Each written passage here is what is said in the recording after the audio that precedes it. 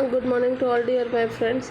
मैंने आपको वेव के 5 पार्ट कंप्लीट करवा दिए हैं, जिसमें मैंने वेव के बारे में बताया, वेव कैसे प्रोपोगेट करते हैं, वेव में क्या क्या होते हैं, कौन से टाइप होते हैं, और वो ड्यूअल नेचर का रहता है, लाइट जो है वो ड्यूअल नेचर का रहता है।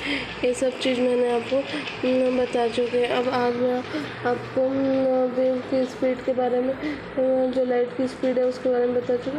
अब साउंड की स्पीड के बारे में आज मैं जो है वो साउंड के स्पीड के बारे में बताऊँ। Speed speed of sound speed of sound क्या है। एयर के लिए स्पीड कितनी है, एयर के लिए 332 मीटर पर सेकेंड रहेगी। और वाटर के लिए स्पीड हो जाएगी 1540 मीटर पर सेकेंड। और एयर वाटर हो गया।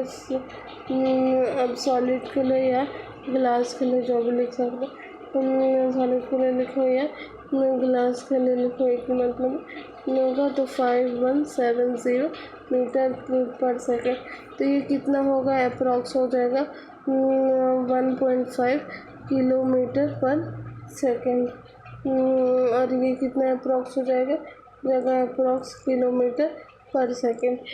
ये जो हो जाता है हमारा साउंड की स्पीड, मतलब बहुत बार काम आता है, पेपर में पूछे भी जाते हैं और न्यूमेरिक करते हैं, तभी इसका जो है बहुत ज़्यादा काम आता है। ठीक है। अब जो हम लोग पढ़े थे रिफ्लेक्टिव इंडेक्स के बारे में, क्या पढ़े थे रिफ्लेक्टिव इंडेक्स के बारे में। तो जो रिफ्लेक्टिव इंडेक्स है किसके इन्वर्सली प्रोपोर्शनल, वेलोसिटी के भी इन्वर्सली प्रोपोर्शनल है, लैम्डा के इन्वर्सली प्रोपोर्शनल। कैसे पता चला हम लोग को, फ्रीक्वेंसी की वैल्यू कितनी होती है, वी अपॉन लैम्डा। तो क्या हो जाएगा, v into lambda upon v. तो वी का वैल्यू कितना होता है, 1 अपॉन लैम्डा। तो उससे हमको ये पता चला। और हमेशा याद रखिएगा कि डेंसिटी जो है वो ग्रेटर होगी, रिफ्लेक्टिव इंडेक्स भी बड़ा होगा, वेलोसिटी जो है वो कम हो जाएगी, और वेवलेंथ भी इसका क्या होगा, कम हो जाएगा। होता है। अब जो लाइट इक्वेशन रहता है, एनर्जी का इक्वेशन, एनर्जी का जो इक्वेशन होता है किसके according, according to Planck. Planck के अकॉर्डिंग क्या होता है, ई जो है वो किसके डायरेक्टली प्रोपोर्शनल है, वी के। तो ई क्या होगा, इक्वल टू एच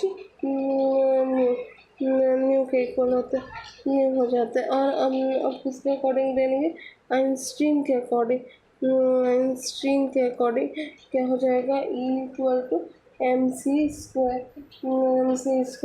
मतलब जब ई हमारा बढ़ेगा, इक्वल टू MC² है, तो जब ई हमारा बढ़ेगा तो ये जो m की वैल्यू है वो भी बढ़ेगी। अगर ई घटेगा तो ई घटेगा तो m की वैल्यू भी घटेगी, मतलब जो घट जाएगा तो वो फिर बढ़ते रहेगा। ठीक है। अब समझ आ गया इतना। अब हम लोग अगला जो है, हमेशा याद रखिएगा कि लाइट जो है वो लाइट की स्पीड मतलब हमेशा चेंज होती है। ऐसा नहीं है कि जो मैं बताई वही होगी। अब अलग अलग कंडीशन में, जैसे ये तो नॉर्मल हम लोग 3.8 इंटू 10⁸ मीटर पर सेकेंड की सब।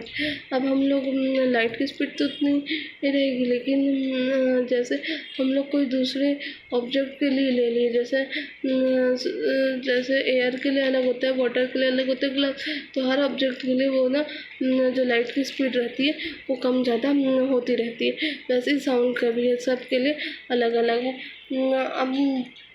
अब तो इसी कारण लाइट की स्पीड जो है वो बदलते रहती है। और जो लाइट प्रोपोगेट, जब वेव रहता है, वेव की क्या प्रॉपर्टी है, वेव की ये प्रॉपर्टी है कि वो एक मीडियम से लेके दूसरे मीडियम तक प्रोपोगेट करता है। वो एक मीडियम से दूसरे मीडियम तक प्रोपोगेट करता है, तो किसकी फ्रिक्वेंसी जो रहती है वो कभी चेंज नहीं होती, वो क्या रहती है, कांस्टेंट रहती है।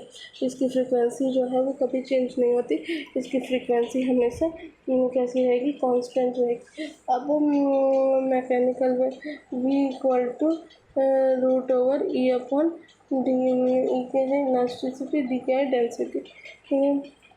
आगे अब अगला टॉपिक हमारा है रिफ्लेक्शन ऑफ लाइट। क्या है रिफ्लेक्शन ऑफ लाइट? लाइट का रिफ्लेक्शन कैसे होगा? जैसे कोई हम लोग एक पॉलिश्ड, जैसे हम लोग को ये क्या पॉलिश्ड मिरर ले लेते हैं। एक कोई मिरर है, वो कैसा है? पॉलिश्ड है। तो कोई भी लाइट हमारे हम लोग कोई भी यहाँ से क्या दे रहे हैं? लाइट दे रहे हैं। मान लो यहाँ कोई लाइट दे रहे हैं, तो ये यहाँ से टकरा के कैसे आएगी? इधर चल देगी और ये बीच में क्या रहेगा? एक नॉर्मल रे। तो इसको क्या बोलेंगे? ये सब किस कंडीशन में हो रहा है? एयर की कंडीशन में।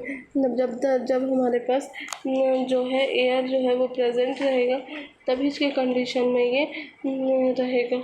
नहीं तो मतलब जब एयर रहेगा उसी के कंडीशन पे ये जो है रिफ्लेक्शन वो हमारे पास रहेगा। ठीक है। तो जो है इसका मीडियम जो है वो चेंज नहीं होता। जैसे हम लोग ये मिरर में दे रहे तो बाजू में एक और मिरर रखा है उसमें होगा, लेकिन ऐसा नहीं होता। ये सिर्फ इसी मिरर में होगा। जैसे ये क्या हो गया? ये क्या हो गया हमारा? Incident ray. ये कौन सा रे हमारा? Incident ray. ये कौन सा रे हमारा? रिफ्लेक्टेड। ये कौन सा रे हमारा? Reflected ray. ये कौन सा रे है? Reflected ray. और ये जो बीच में बन रहा है वो कौन सा रे है? नॉर्मल रे। इसमें कौन सा बनेगा? एंगल आई बनेगा और इसमें एंगल आर बनेगा। ये जो बीच में पॉइंट है वो कौन सा है? Point of incident. कौन सा पॉइंट बनता है? Point of incident. ठीक है, समझ आ गया? ये बनेगा पॉइंट ऑफ इंसिडेंट। ये कौन से डायरेक्शन में होता है? ये जो होता है वो ईस्ट और साउथ की डायरेक्शन में होता है, और ये वाला जो रहता है वो नॉर्थ और ईस्ट के डायरेक्शन में होता है। कौन से डायरेक्शन में होता है ये? नॉर्थ और ईस्ट के डायरेक्शन में होता है। वैसे याद रखना, ये एंगल आई रहेगा वो क्या, इसका क्या मतलब रहेगा? Angle of incident. Angle of incident. और एंगल आर का मतलब क्या होगा? Angle of reflection. Angle of reflection. है तो पहले इसमें जो है दो लॉ बताए हैं कि अगर रेगुलर रिफ्लेक्शन रहेगा, मतलब कांच के में ही लेंगे हम लोग। ये क्या है? रेगुलर। दो टाइप के रिफ्लेक्शन के जो है वो दो टाइप होते हैं। रिफ्लेक्शन के टू पार्ट्स होते हैं। कौन कौन सा? पहला होता है वो होता है रेगुलर रिफ्लेक्शन। दूसरा जो होता है पार्ट वो होता है इरेगुलर रिफ्लेक्शन। रेगुलर रिफ्लेक्शन क्या होता है? जो हमारा प्लेन सरफेस रहता है। रेगुलर रिफ्लेक्शन किसको बोलेंगे? जो हमारा प्लेन सरफेस रहता है उसको हम लोग रेगुलर रिफ्लेक्शन बोलते हैं।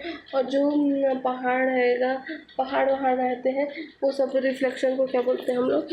Irregular reflection. जो रिफ्लेक्शन हमारा सरफेस मतलब जो प्लेन सरफेस में रहते हैं उसको रेगुलर बोलते हैं, और इरेगुलर वो रिफ्लेक्शन होता है जो हमारा प्लेन सरफेस में नहीं रहता है, उसे इरेगुलर रिफ्लेक्शन बोलते हैं। Okay, understood all of you? अब देखिए अब क्या होता है। अब रूल होते हैं इसके। क्या रूल है? पहला रूल है loss of reflection. Loss of reflection. पहला लॉ होता है एंगल आई जो है वो इक्वल किसके होगा? एंगल आर में। Only for regular reflection. Exception ये है